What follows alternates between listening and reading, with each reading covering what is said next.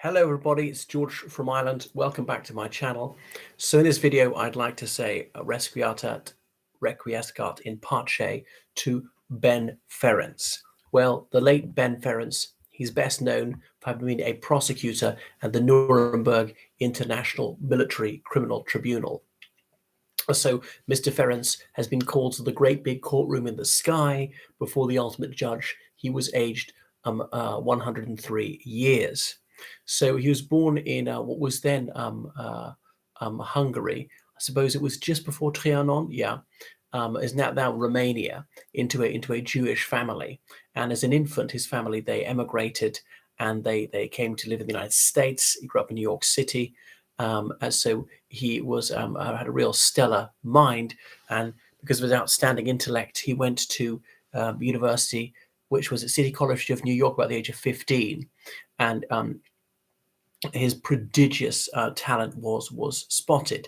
And as an academic supernova, he was admitted into Harvard, where he studied under some of the finest jurisprudential minds in the United States. So then, in the Second World War, he volunteered for the U.S. Army, but he had rather lowly duties, such as cleaning latrines and so on. He was not officer material. Probably didn't help his case. He was a very short man. He was about 5'3", and so at the end of the Second World War, he was in Germany. Now, I mean, I don't know what his home language would be. Likely Yiddish, possibly Hungarian. Was he spoke absolutely flawless English, but perhaps that's not difficult, having been a baby when he entered the United States. I don't know if he speak German or not. Anyway, because Ferenc is a typical Hungarian surname. So yeah, he invited to the Battle of the Bulge, and then yeah, he was going around Germany, qualified in law, and he was allowed to leave the United States Army and actually practice law. And he came across the most gruesome scenes of piles of putrefying corpses, and then emaciated people who were just walking skeletons, survivors from concentration camps and such like. So he'd seen such wickedry with his own eyes. Of course, it was principally directed against people of his own ethno-religious group, against Jewish people of many different European nationalities.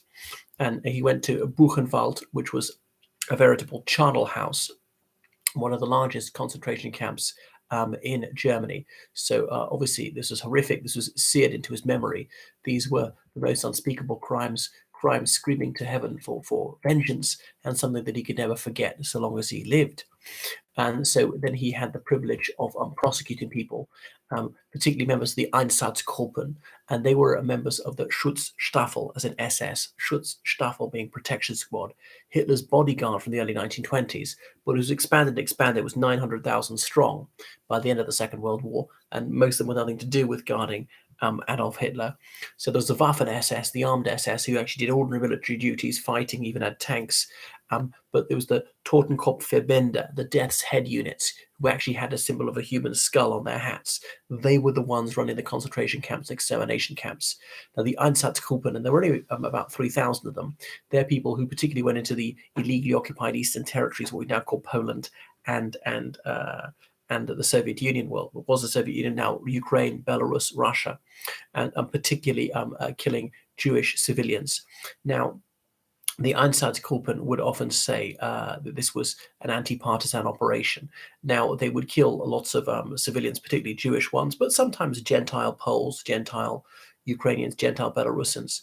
Now, on all right, they would kill a few resistance fighters, but primarily they were killing civilians, and so they were disguised as an anti-partisan operation.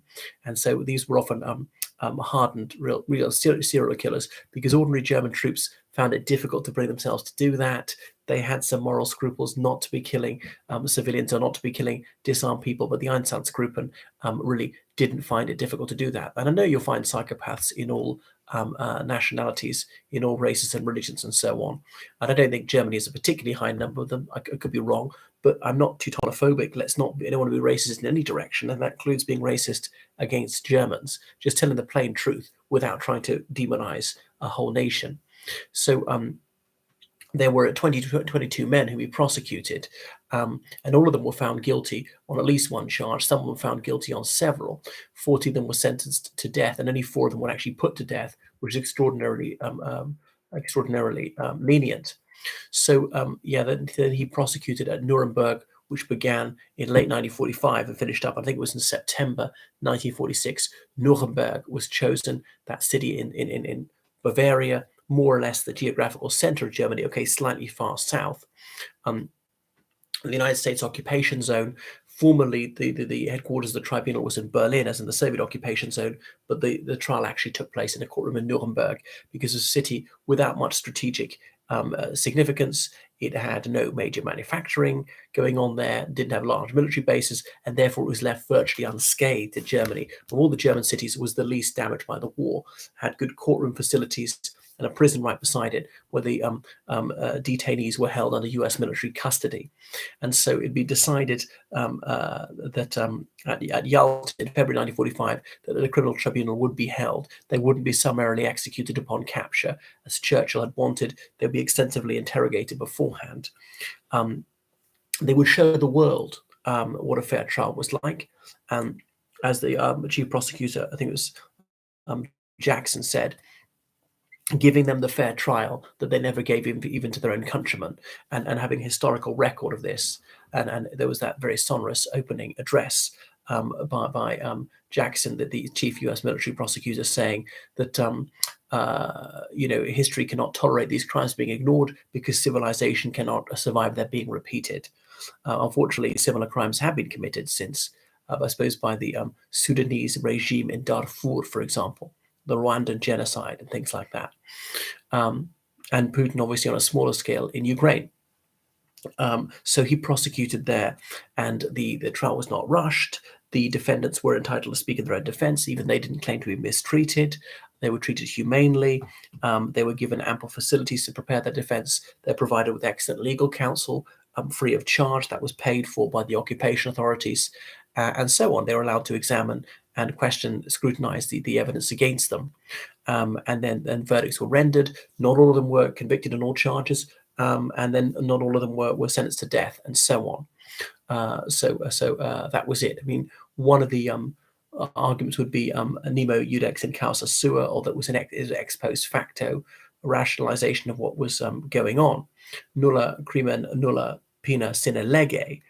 That's how the defense would argue. There's some tu quoque arguments were advanced, but ultimately unsuccessful.